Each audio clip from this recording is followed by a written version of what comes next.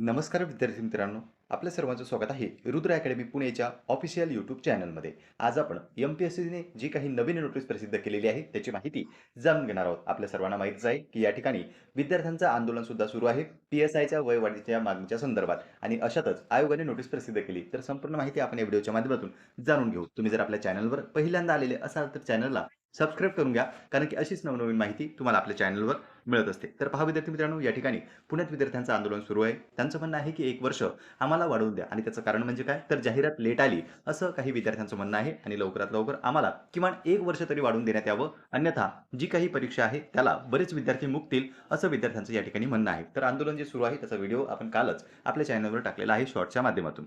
आता पहा विद्यार्थी मित्रांनो, जी काही नोटीस प्रसिद्ध करण्यात आलेली आहे ती जर तुम्ही पाहिली तर 2 जानेवारी 2026 रोजीची ही नोटीस आहे आणि याचा विषय आहे महाराष्ट्र गट क सेवा संयुक्त पूर्व परीक्षा 2025 प्रवेश प्रमाणपत्राच्या बाबतीत. जी काही आता आपली 4 जानेवारीला एक्झाम आहे ती गट ब ची आहे आणि जी 11 जानेवारीला होणार आहे ती आपली एक्झाम राहणार आहे गट क ची, म्हणजे ग्रुप सी ची कंबाईन प्रिलिम्स एक्झाम. तर त्याबाबत महाराष्ट्र लोकसेवा आयोगामार्फत रविवार दिनांक 11 जानेवारी 2026 रोजी सकाळी 11 ते दुपारी 12 या कालावधीमध्ये नियोजित महाराष्ट्र गट सेवा संयुक्त पूर्व परीक्षा 2025 करिता प्रवेश दिलेल्या उमेदवारांची प्रवेश प्रमाणपत्रे आयोगाच्या ऑनलाईन प्रणालीच्या संकेतस्थळावरील प्रवेशपात्र उमेदवारांच्या खात्यामध्ये उपलब्ध करून देण्यात आलेली आहेत. म्हणजे जी काही आपली 11 जानेवारीला गट क ची पूर्व परीक्षा होणार आहे त्याबाबत आपलं जे हॉल तिकीट आहे ते संकेतस्थळावर आपल्या अकाउंटमध्ये, आपल्या प्रोफाईलमध्ये उपलब्ध करून देण्यात आलेलं आहे, अशी माहिती या नोटीसच्या माध्यमातून आयोगाने आपल्याला दिली. तर पहा विद्यार्थी मित्रांनो, या ठिकाणी आयोगाने जी काही नोटीस काढली ती कालच काढलेली आहे आणि तीही तुमच्या प्रवेश प्रमाणपत्राच्या बाबतीत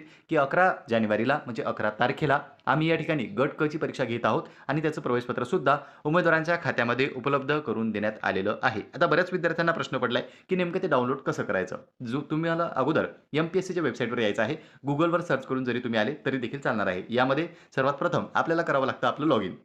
लॉगिनसाठी जो काही रजिस्टर्ड ईमेल असेल किंवा आपला जो मोबाईल नंबर आहे तो सुद्धा या ठिकाणी तुम्ही टाकू शकता, पासवर्ड टाकू शकता.